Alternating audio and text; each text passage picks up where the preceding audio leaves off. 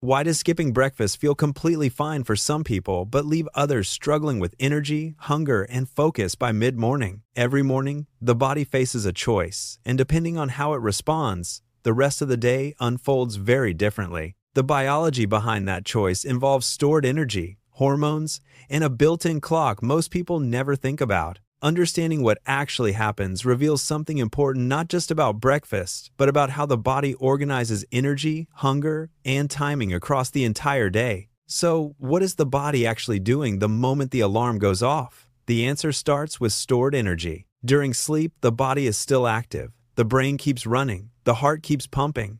Cells continue repairing. To support all of this, the body draws from glycogen, a stored form of glucose held mainly in the liver. By morning, some of that glycogen has been used, but it has not been depleted. The body still has fuel available. This is why skipping breakfast does not immediately create a problem. The liver continues releasing glucose into the bloodstream, keeping energy levels stable even without food.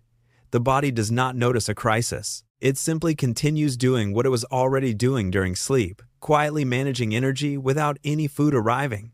But stored energy is only part of the picture. At the same time the body wakes up, another system activates. Hormones. Cortisol naturally rises in the early morning. Cortisol is often described as a stress hormone, but in this context, it plays a completely different role. It helps increase alertness, mobilize stored energy, and prepare the body for the demands of the day. Think of it as the body's natural morning signal, a biological way of saying the day has started. In simple terms, cortisol helps the body get moving. So, in the first hour or two after waking, two systems are already working together. Stored glycogen is supplying fuel, and cortisol is sharpening focus and readiness. This combination is why many people feel completely fine without eating right away. But as the morning continues, something starts to shift. Glycogen levels keep declining, and as they do, the body begins transitioning to a different energy source: fat. When food is absent and insulin remains low, the body becomes more willing to release fatty acids from fat stores. These fatty acids travel through the bloodstream and get used for energy by muscles and other tissues. In simple terms, the body starts tapping into longer-term reserves. For many people, this transition goes smoothly. Energy stays steady. There are fewer spikes and crashes. Mental clarity may even feel sharper than it did earlier. This is one reason skipping breakfast can feel genuinely beneficial for certain individuals. But this response is not universal, because another signal is also building: hunger. Hunger is not simply a signal from an empty stomach. It is controlled by hormones, especially ghrelin. Ghrelin rises around the times the body has learned to expect food, based on established habits. If someone regularly eats breakfast, ghrelin will rise in the morning. If breakfast is consistently skipped, that ghrelin signal can weaken over time. In simple terms, the body learns when to expect food. This explains why hunger in the morning varies so dramatically from person to person. But hunger does not simply disappear when it is ignored. It shifts. By late morning or early afternoon, something predictable tends to happen. Appetite increases. When the body has gone several hours without food, it often responds by amplifying hunger signals later in the day. Meals become larger. Cravings become stronger, especially for foods that provide quick energy.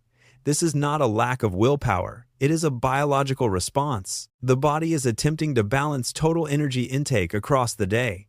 But there is another layer to this: blood sugar. When breakfast is eaten, it delivers an early source of glucose and helps establish a stable pattern. Insulin responds, blood sugar is managed, and the day starts with a clear signal. When breakfast is skipped, that first glucose input is delayed. At first, the body compensates using stored resources, but later meals may produce larger blood sugar spikes, especially if hunger has been building for hours. Instead of smaller, earlier rises, the body experiences larger, later ones. And timing matters more than most people realize. The body is generally more insulin sensitive earlier in the day. This means it can process glucose more efficiently in the morning compared to the afternoon or evening. When calories are pushed later, they arrive at a time when that efficiency has naturally declined. This does not cause immediate problems, but over time, patterns matter. Beyond metabolism, there is one more system involved: the circadian rhythm. The body's internal clock does far more than regulate sleep. It also organizes digestion, hormone release, and energy use across a 24-hour cycle. Regular meal timing helps reinforce that clock. When food arrives at consistent times, the body prepares for it. Digestive enzymes increase, hormones align, energy processing becomes predictable and efficient. When meal timing is inconsistent, some days eating breakfast, other days skipping it, those signals become less clear.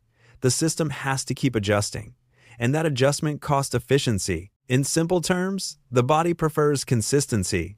Here is the key point. If breakfast is skipped regularly and consistently, the body can adapt. Hunger signals shift, earlier patterns weaken, and the system recalibrates around the new routine. But if breakfast is skipped unpredictably, sometimes yes, sometimes no, the body never fully settles. It keeps waiting for a signal that does not arrive on a reliable schedule.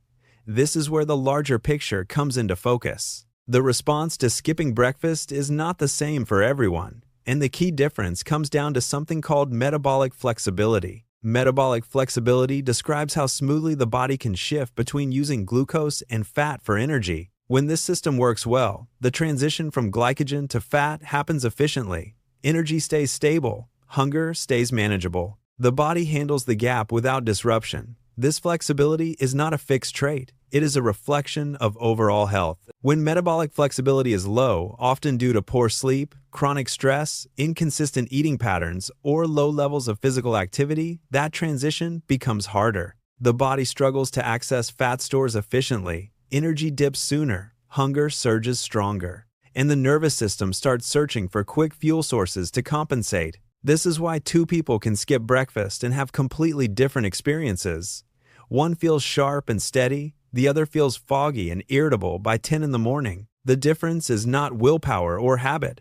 It is biology, and metabolic flexibility is shaped by everything: sleep quality, movement, stress levels, and the overall consistency of eating patterns over time. It can improve, it can decline, and the small daily choices that seem unrelated to breakfast, like how much sleep someone gets or how often they move, all feed into how well this system performs. So skipping breakfast is not automatically harmful. For some people, it aligns naturally with how their body operates. It can support stable energy, reduce unnecessary snacking, and simplify daily patterns. For others, it creates a chain reaction: lower morning energy, stronger hunger by afternoon, larger meals, more cravings, less stable blood sugar across the day. The behavior is the same. The outcome depends on the biology underneath it. So what actually happens to the body when breakfast is skipped? The liver continues releasing glucose using stored glycogen.